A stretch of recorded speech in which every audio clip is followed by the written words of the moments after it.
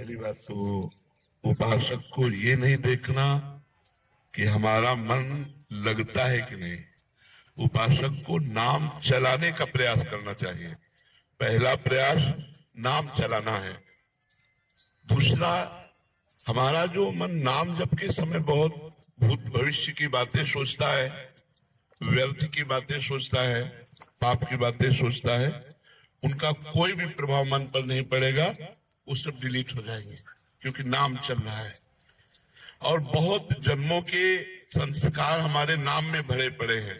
जैसे जैसे हम नाम जप करते हैं वो अपने संस्कार भागवतिक डालता है मन पे और मन के जागतिक संस्कारों को बाहर करता है। और उपासक उस प्रक्रिया को समझ नहीं पाता और वो विचलित होकर सोचता है कि जब मैं नाम जप करता हूँ तो मन नाम में न लग करके संसार में जाता है। तो पहली बात तो आप निश्चिंत रहिए, आपका नाम जप करने से ही काम बन जाएगा।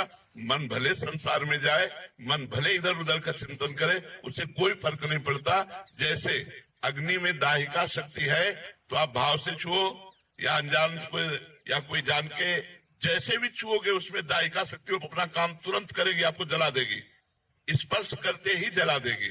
जैसे अमृत में मारण शक्ति का नाश करने वाली शक्ति विराजमान है। आप जो ही अमृत पिएंगे आप मृत्यु से बच जाएंगे। जैसे विष, उसमें मारण शक्ति विराजमान है, आप जो ही पिएंगे आप मर जाएंगे क्योंकि उसका प्रभाव है। ऐसे नाम में आनंद शक्ति, तारण शक्ति, पाप क्षय शक्ति, दुखों का विनाश शक्ति, ये सब विराजमान है।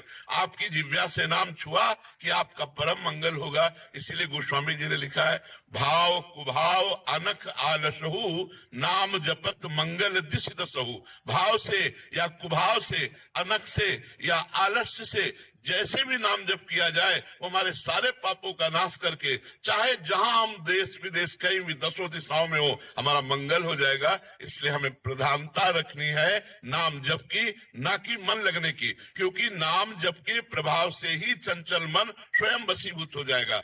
हमारे रसिक महापुरुष श्री ध्रुवदास जी से पूछा गया कि मन बड़ा चंचल है, कहीं भगवान में लगता नहीं है, तो इसका क्या उपाय है कि मन को लगा दिया जाए। तो उनका मन तो चंचल सबन थे, या को कौन उपाय। तो बोले साधन को हरिभजन है, कै सत्संग सहाय। यदि महापुरुषों का सत्संग मिले और भगवान नाम जप करने को मिले तो हमारा मन आज नहीं तो कल निश्चित लग जाएगा। लेकिन आज हम अभी राधा बोल रहे हैं और अभी हमारे प्राण निकल जाए और मन संसार में लगा रहा है तो भी हमें भगवत प्राप्ति हो जाएगी। जैसे पुत्र में मन लगा था अजामिल का, ना कि भगवान में, और पुत्र का नाम था नारायण, तो जहां नारायण पुकारा तो उसका कल्याण हो गया। मन उसका पुत्र में लगा था, अपने पुत्र को पुकारा नारायण, लेकिन नारायण नाम भगवान का, तो उसका अंतिम समय काम बन गया। और हम जानबूझ के राधा राधा बोलेंगे तो हमारा मंगल नहीं हो जाएगा। वो तो अपने पुत्र के लिए नारायण बुलाया तो उसका कल्याण हो गया। और हम जानबूझ के राधा राधा, कृष्ण कृष्ण, राम राम, शिव शिव, हरि हरि जपेंगे, हमारा परम मंगल हो जाएगा, मन लगे या न लगे। हम कई बार उदाहरण देते हैं, जैसे हमारा मन कहीं और लगा हो, भोजन पा रहे तो पेट भर जाएगा ना। ऐसा तो नहीं है कि मन नहीं लगा तो हमारा पेट भरा नहीं, हमारा तो पेट भर जाएगा ना। ऐसे ही हम नाम जप कर रहे हैं, मन लगे न लगे, संसार से वैराग्य, भगवान से अनुराग और अपने स्वरूप का बोध, तीनों एक साथ होता चला जाएगा। जब अधिक नाम जप करोगे तो अनुभव में आ जाएगा। इसलिए सबसे प्रार्थना है, पहली बात शराब मत पीजिएगा। अगर इतने लोगों में से कोई भी शराब पीता हो तो आज वृंदावन की पावन भूमि में रज में बैठे हो, शपथ खा लो कि शराब नहीं पिएंगे। वो तुम्हारी बुद्धि को भ्रष्ट करता है, तुम्हारा पैसा व्यर्थ जाता है और तुम्हारे शरीर के अंगों का नाश करता है। कितने लोग शराब पीते हैं इतने में? हाथ उठाओ। बहुत कम लोग। धन्यवाद। हम तो पहला धन्यवाद देते हैं जो नहीं पीते हैं और दूसरा धन्यवाद देते हैं जो पीते हैं। वो हाथ से छोड़ देंगे। पक्का छोड़ दोगे? छोड़ दोगे? हाँ, पहली बात शराब नहीं पीना।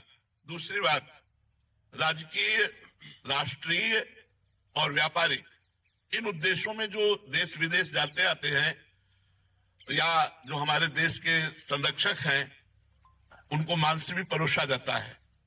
कोशिश कीजिए, हम ना की कसम नहीं खा रहे, कोशिश कीजिए कि आपका आहार मांस शून्य हो।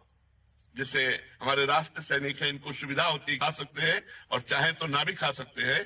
तो हम जोर नहीं देते, लेकिन प्रार्थना करते हैं कि बिना मांस के भी शरीर में बल आ जाएगा यदि आप संयम से रहेंगे और पवित्र भोजन पाएंगे।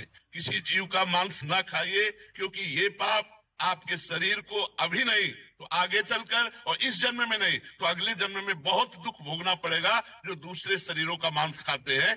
अगर राष्ट्रीय सेवा में है तो भगवान जैसे निर्वाह करे वैसे निर्वाह करो। अगर बच सकते हो तो मांस खाने से बचो। अगर शराब पीना और मांस खाना, और तीसरा दोष पराई स्त्री से व्यभिचार करना, अगर इन तीनों पर आप विजय प्राप्त कर लें और नाम जप करें तो इसी जन्म में आपका मंगल हो जाएगा, इसी जन्म में सारे दुख छूट जाएंगे।